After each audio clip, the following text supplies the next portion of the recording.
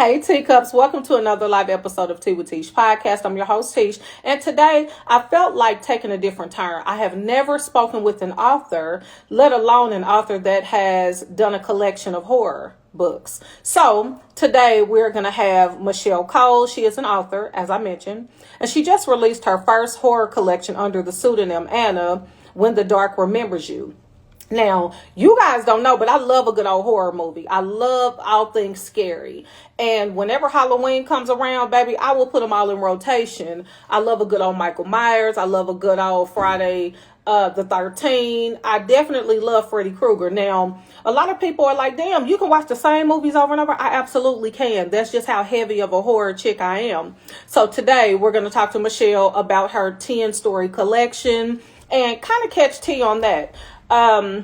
Once I see her on the screen, we'll get her involved and we'll really dive into all things author. Now, I love to read, write, and things like that. You may not know that, but I do. And so I wanted to really talk to somebody that is heavy in it. And so again, once I see her on the screen, we'll really get into it. I don't want to give too much until I see her. So hold up. And also, I don't do a red lip too often. It has to be a situation happening. So because we're talking about horror, we're talking about blood and all those other things, I figure, why not put on a little bit of red today? So I don't know if you're going to see it again for a minute, but it don't matter. You're going to see it today. So everybody get in here. I'm sure most of you are at work. You can always watch this interview later. You can share it. You can do whatever you need to do with it because this tea talk is going to be lit as usual because all of mine are. But yeah, we're just going to get into a whole lot of horror. Like I said, she just released her 10-story horror collection. And so I wanted to kind of pick her brain to see what that journey was like for her. And how excited it made her feel just to know that it's now released, which you can buy on Amazon. It is available. So just make sure that you are supporting because she is an African-American author and we love to support everybody, but we definitely love to support Black. So let me grab her.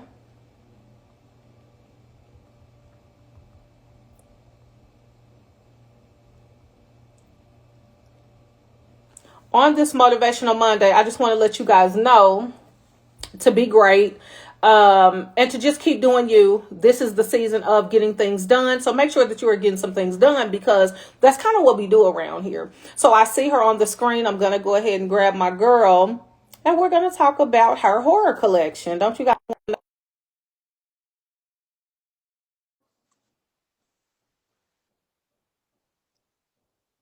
I'm killing this red. I ain't lying. Hello, Hey, girl. Michelle.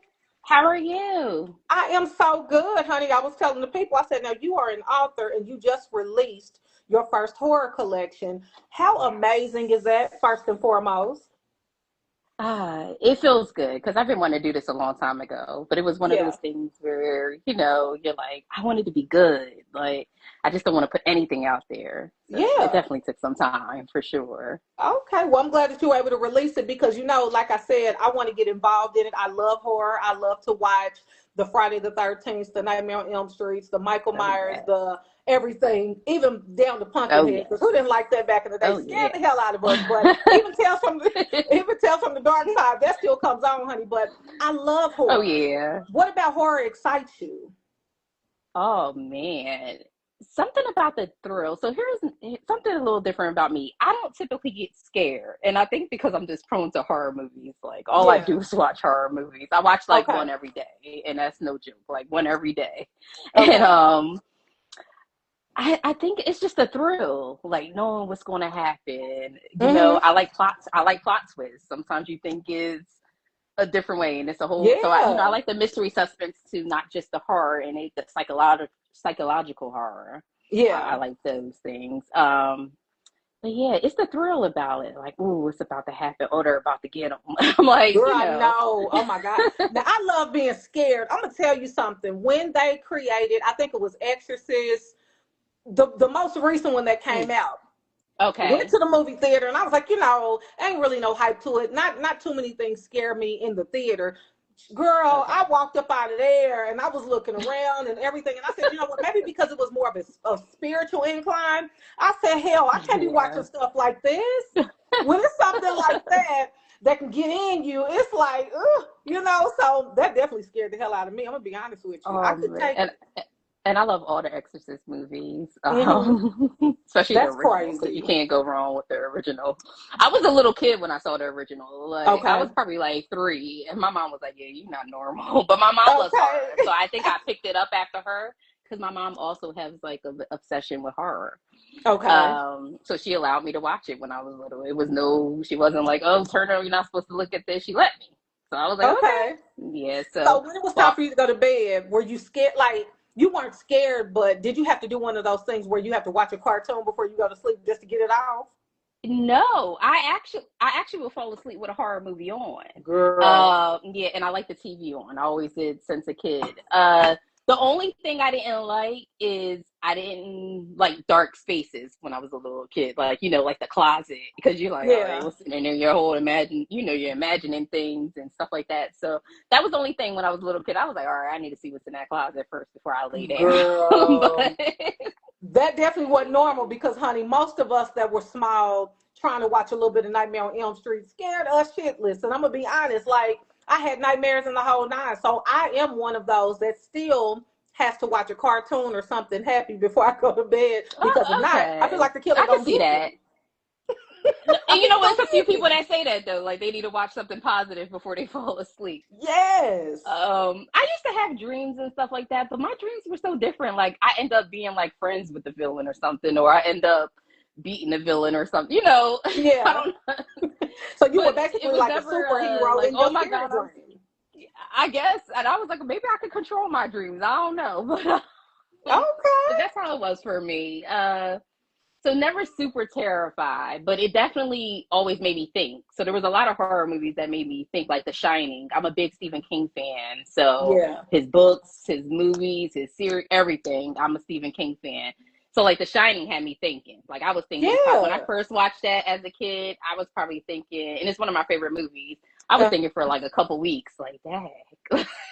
Girl, now his movies actually, you have to put your thinking cap on messing with him because back in the day when we saw it as little Oh, kids, scared the hell out of mm, me. There's just mm, some movies that you really do have to think about and really try to put yourself in the character's position to understand yes, what's going on. But a lot of his yes. movies were very terrifying. No, Wes they were. Craven, terrifying.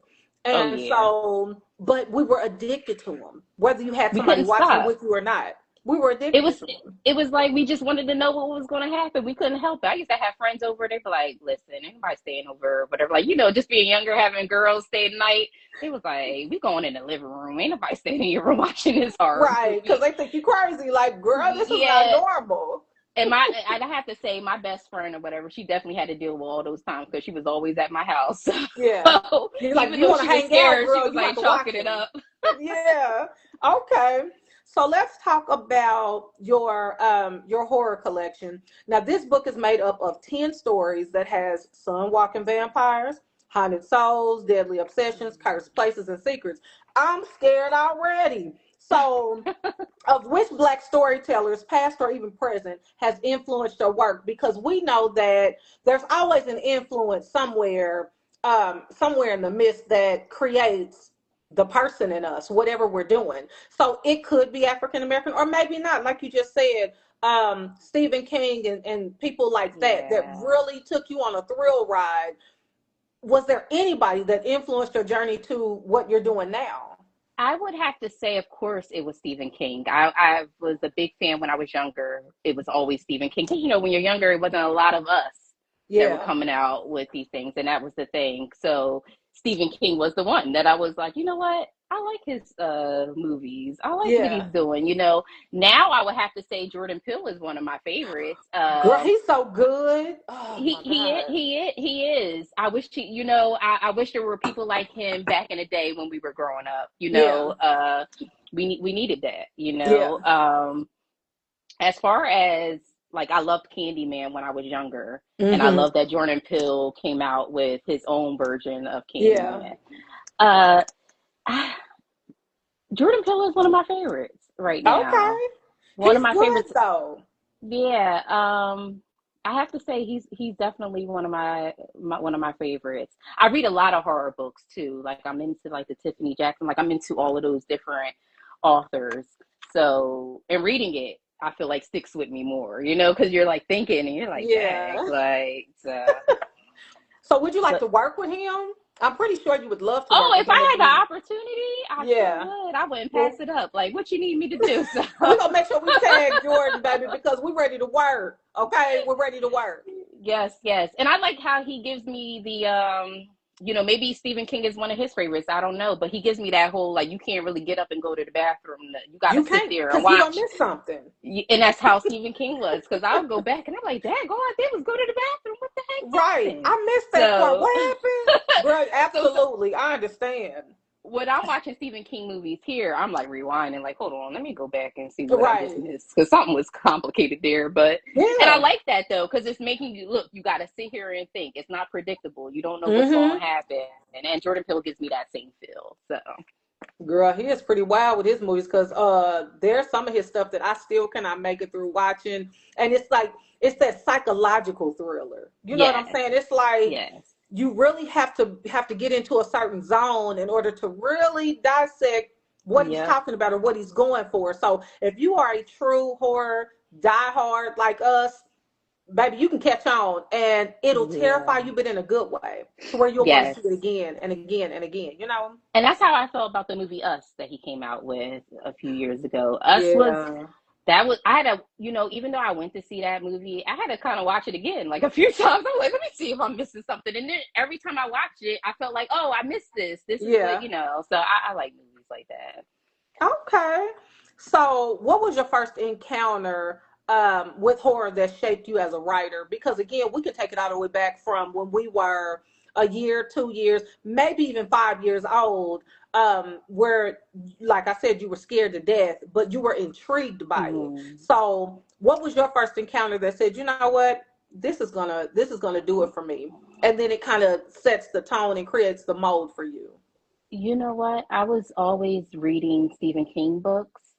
And it wasn't that I was like, okay, I want to become a writer because of Stephen King, when he was coming out. Honestly, what made me decide I wanted to be a writer is because I was also reading those Goosebump books Oh that my was God, those out were the growing up. best. Then they came And up with the it wasn't series. even like they were scary, but they were just nice to know what was going on. Yeah. But I'm like, I had all the books, and I'm sitting here like, oh, I could write some books or whatever and stuff like that. But it was really that was like, you know what? I want to be a writer. I want to do this. Then I Yeah. was so big on I don't know if you ever heard about the Silent Twins. They're from like the UK area. Uh-huh. They came out a movie came out about them. And when I was younger, I was so big on their story. Because they were crazy, but Yeah. I really loved their story, and I was like, you know what, I'm gonna write a screenplay for that. And as I'm thinking about like writing one, but I was gonna switch it up. I was gonna switch up the people. They're twin women, but I was gonna make mine like more like a male and a female Uh-huh. type Uh-huh. twin situation. And then a few years ago, they just came out with a movie for Silent Twins, and I was like, I that's know he was perfect. But I like, could dang. also still and I was at first, but mine is still going to be different in a Yeah. way. So I was like, okay, because they just really showed their lives. I Yeah. wasn't going to do that so much, but I love the Silent Twins, and one is still living. She changed her whole life around. I actually follow her on Instagram. She Really? acknowledges my stuff. Like she's this regular person now. So it's nice to, and I couldn't find her for the long. It took me a while. It took Because me you a were while to looking find for her, her huh? because she had friends running her page, Yeah. but she also had a page by herself that she would acknowledge everything you were saying on her so it was nice. I was like, oh, I'm so happy. Oh, So that engagement means a but lot. that made me want to So, really be a writer as far as like screenplays and things like that. I was like, yeah, I want to get to that point. okay. So, did you have any educational background when it came to journalism and writing and things like that? You know what? That's crazy. No, my education background is a degree in culinary, business administration, pursuing a law degree, paralegal studies degree. Like I have all of these different things Right. except for writing. So writing was just really something I love to do. And it Okay. started off with me writing poetry. That's how it started first. It just was me writing poetry, liking to write poetry. Then I just started writing little different stories. And I'm like, you know what? I'm gonna start writing horror and things Yeah. like these books. these stories in this book that I have out, I wrote these a while ago, like years ago. Some of them Really? aren't like, it's not like I just wrote these last year. Like I did it now, don't get me wrong. Last year I did some edits. Okay. I was doing a lot of editing with these, but I have so many short stories that if I wanted to make this book a 50 story book, it could be that. I just didn't Girl, want I to. don't know. You I might have to wanted to do be it. I wanted to have a different, but I wanted to come out with another one. Like, here's the Yeah. first book, here's the first 10, it's going to be another 10 coming, Yeah. and go from there. And like I was Plus, I telling wanted to see everybody, what the they can viewers' get this favorites on were. Amazon. Oh, yes, they can. Okay. Yes, yes, Make sure you for guys sure. purchase and support her because I am pretty sure this book is really like that. And as a matter of fact, I'm getting a copy as well because like I said, I love horror. I think it takes you from I don't know, just curious as a kid, just Yeah, curious as an adult, and just to get in that thriller mode and just that dramatic situation where you're looking at something, looking for something, a killer or who could be or who may not be, crossing them out. It's just yeah, something intriguing about that. So I'm definitely a fan of it. Um, definitely. so, how important is cultural authenticity when creating characters and supernatural elements? Because every character has their own story. Every character has their own background. So, what authenticity do you go for when you're creating your characters? Um, well, for this book, I needed the characters to look like me Yeah. in this book. Okay. We didn't have a lot of us, Yeah. and it's nothing wrong. Don't get me wrong. I'm open to other things, but first, Yeah. us. So I don't know if like Ben told you, but I had him doing my editing, and he's getting the names and things like that. And he's He like, "Are is these characters?" amazing, And I was, girl. He is a part of my media he family. really I is. love me some Ben. He is so like that. He really is. We connected some years ago, and we have been like this ever since. He's also my fellow Aries person, so Okay, Ben. we just click. We just click. So, um, but yeah, it was. He was like, this is us in this book, Yeah, and like I yeah, said, it's for everybody to read, yeah. but it's us. Okay. Um, I needed to give us some light here. I was like, yeah, I need these people to look like me. Yes. So, Well, I and that's like what it that. is. Okay. So, So what inspired the name of your book? Because, of course, Anna is a pseudonym. So, what inspired you to say, you know what? This is the direction I'm going to go with it? So because I was writing short stories, right? It couldn't be one for one specific title. Yeah. So I actually, I wrote these stories before I even came up with the name. The name is actually what I came up with last year. Okay. So I was like, okay, what can I name this book? And I knew they had all different stories, but they're all dark. That's what they have similarities in. They're all dark. So we're going to talk about this.